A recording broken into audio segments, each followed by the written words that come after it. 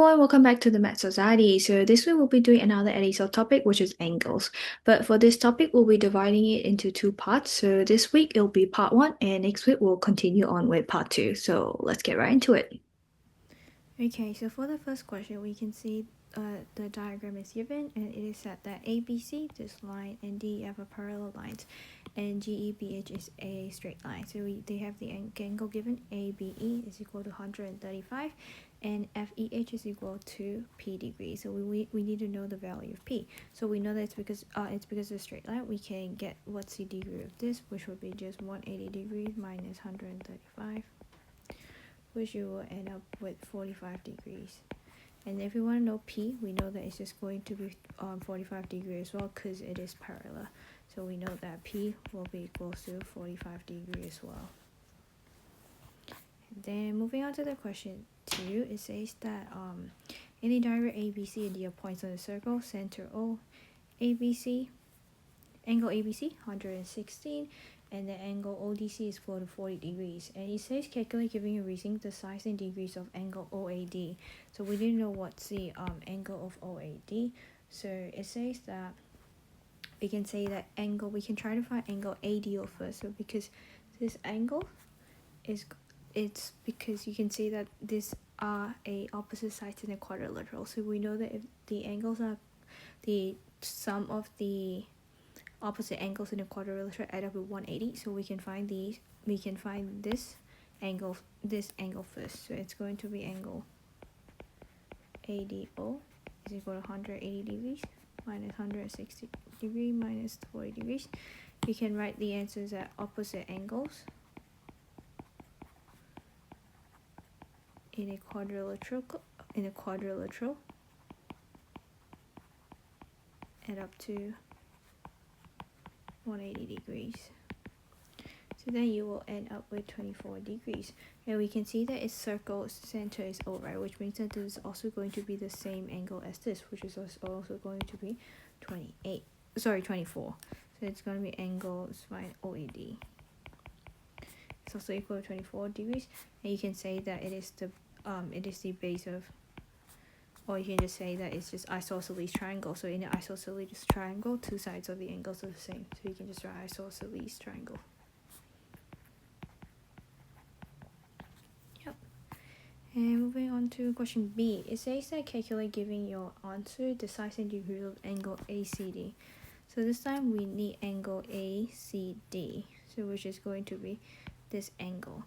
So which means we know that we need to know this angle first because this is the center angle. So center divided by 2 is always the center that is at the, it's an angle at the center of the circle is always twice the angle at the circumference. So we just need to know this angle first, which is the angle at O. That's going to be 180 minus 24 minus 24. So that's going to be 180 degrees minus 24 degrees minus 24, which will give you 132.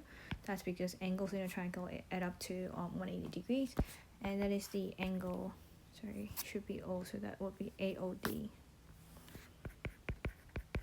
And you can say angle ACD is going to be 132 divided by 2, and that will give you 66 because angle at the center of a circle is twice the angle at the circumference. Okay. And we'll move on to question number 3. Question number 3 says that the diagram shows a part of a circle through points A, B, C, and D.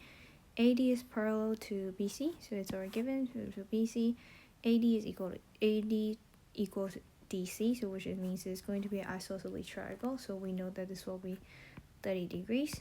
So we just need to figure out how much is this, which is just going to be that's 180 minus 60, so that's going to give you 120 degrees.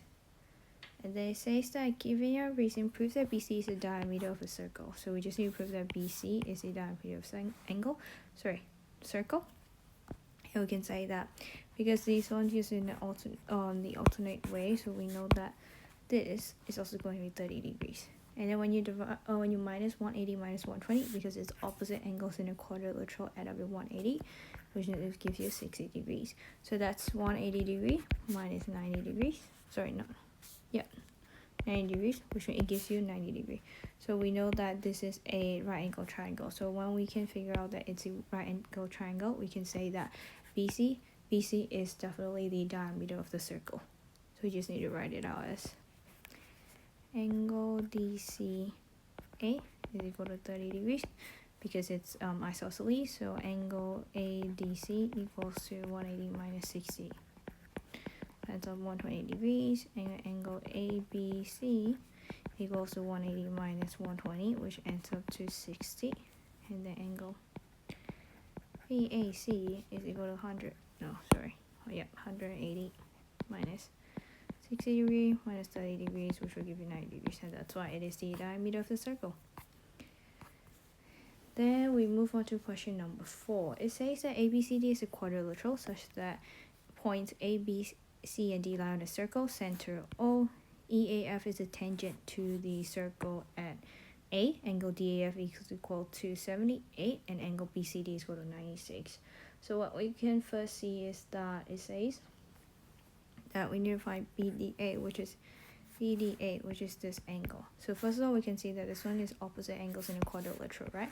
So we know that opposite angles in a quadrilateral add up to 180. So angle BAD will be 180 degree minus 96 degree, and that's going to give you 84 degrees. And if we want to know the angle of BAE, we can try to find BAE first. So this one was given as 84. So that means if we want to know BAE, it's just 180 minus 84 minus 78, because that's on a straight line. So angle BAE.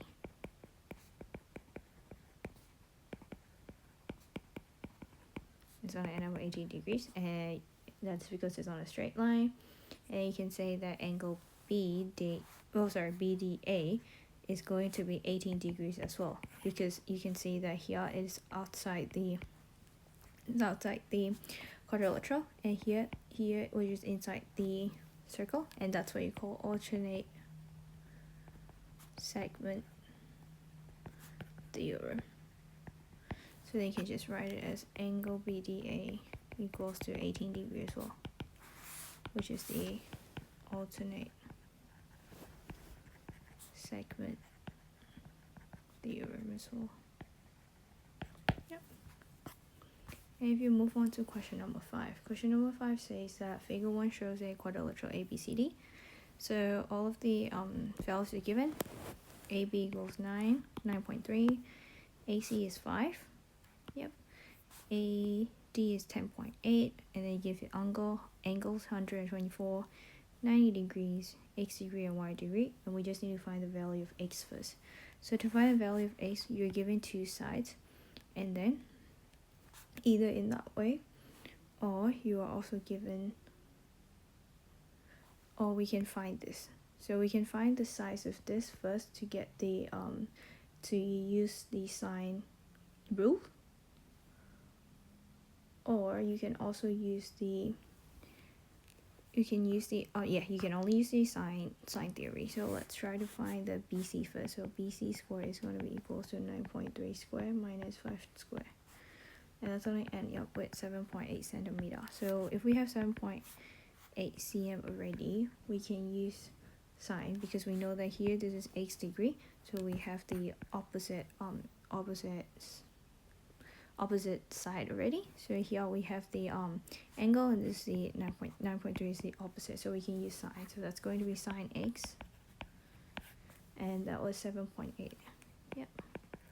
It's going to equal to sine 90 by 9.3, which means that x is just, if you inverse it, it'll be just 57 degrees. And for y as well, we can use the sine theory as well. So you have 5 and 10.8, but here you can already say that it already has the corresponding sides already. So you can just write it as 5 by sine y equals 10.8 by sine 124, which means you'll just end up with y equals to 22.6 degrees, and that should be your angles. It says that each interior angle of a regular polygon is 176. Calculate a number of sides. We know that there is a formula for the interior angle, so that's 180 n minus 2 divided by n equals 276 degrees. So that's 180 n minus 360 equals to 176 n. So 4n is going to be equal to 360 degrees, n is equal to 90, which means there will be 90 sides to it. Yep. And we move on to question number 8, because it says that diagram shows a triangle ABC and point D lies on AB such that angle ADC is equal to 90 degrees. So that's just here. And they've already given you the sides. And they say that calculate the sides in degrees to 1 decimal place of angle ABC. So we just need to find ABC, which is this angle. But we can see that we're only given the sides yet. So we can try to find CD first. That's going to be CD squared equals to 4 squared minus 3 squared, which means we're going to end up with 2.6 centimeter. And then you can try to find BC squared right now. So BC squared would be 2.6 squared, so that was CD, plus 5 squared. BC, you would get 5.6. And then you can use the cosine rule, which means you're going to add this, which is 8 centimeter. So if you use the cosine rule, cos angle of ABC, that will be equal to x squared plus 5.6 squared minus 4 squared divided by 2 multiply 8 multiply 5.6, which means you're going to end up with 27.6 degree, and that should be your angle. And moving on to question number 9. So question number 9, it says that the diagram shows a circle ABCD with center O. AC is the diameter of the circle, so this one's the diameter. AB is parallel to ED. So AD and ED are parallel, and then it says ACD is 80, so we're given CD is 120. So which means you can try to find what the angles are. So here we can see that it's 120, so which means this is going to be 60 degrees first. So that's 180 minus 120 because it's opposite angles in a quadrilateral, and this one would be 120 degrees. And then you can say that it is going to be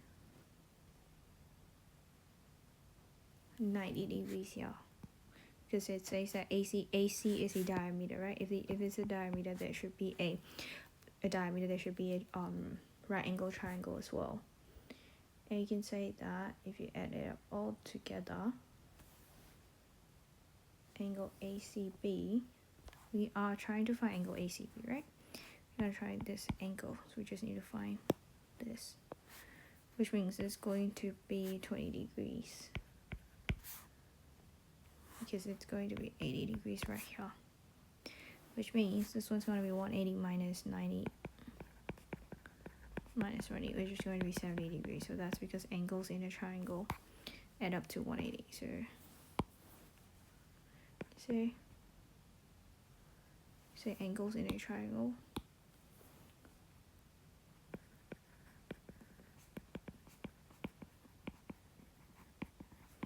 add up to 180 degrees. And says find the size of each interior angle of a regular 18-sided polygon. So we know that interior angle, we have the formula already, 180 n minus 2 divided by n. So that's going to be 180 18, so that's 18 minus 2 divided by 18. So 180 16 divided by 18, which will end up with 160 degrees. And then moving on to question number 13. So he said the diagram shows a square base right pyramid, ABCDE. And the point X is in the center of the base, so that the point E is vertically above X. And it says EX is equal to 15, so we know that this one is 15. AB is equal to 8, so this one's 8. If you try to draw a graph here, we know that if it's 8, it's going to be 4, 4. And then it says calculate the size in degrees to treat the significance figure of the acute angle between AE and AX. AE and AX, which means we've got to find this angle, but we need to find the base first, right? So which means it's going to be 4 as well. So if we want to find AX squared first, we need to find AX squared first. It's going to be 4 squared plus 4 squared. Which means AX is going to equal to 5.65. and then you try to find AE first to get that. So that's going to be AE square equal to 15 square plus 5.65 square. Sorry, 35. And AE would equal to 16.03. And then if we've already got the base and the side, so we can just use the tangent rule, which is O by A tangent. So that's EAX equals to 15 divided by x, which is 5.65, which it will be 69.4 degrees, and that angle will be for 69.4.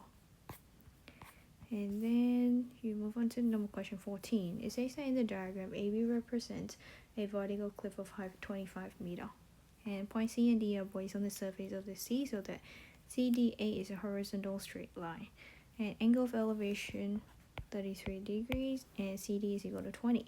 Calculate the size in degrees of 3 significance angle of depression from B. So we can try to find this one first, which is length of AD. So if you want AD, that's just going to be using the tangent rule, which is 25 by tangent 33 minus 20, because we need to minus this 20 as well. So that will end up to 18.496 meters.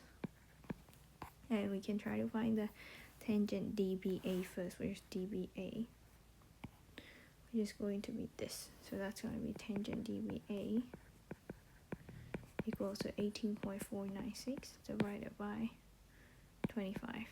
So that's going to end up to 36.5 degrees. Sorry, 36.5. And we need to find angle of depression.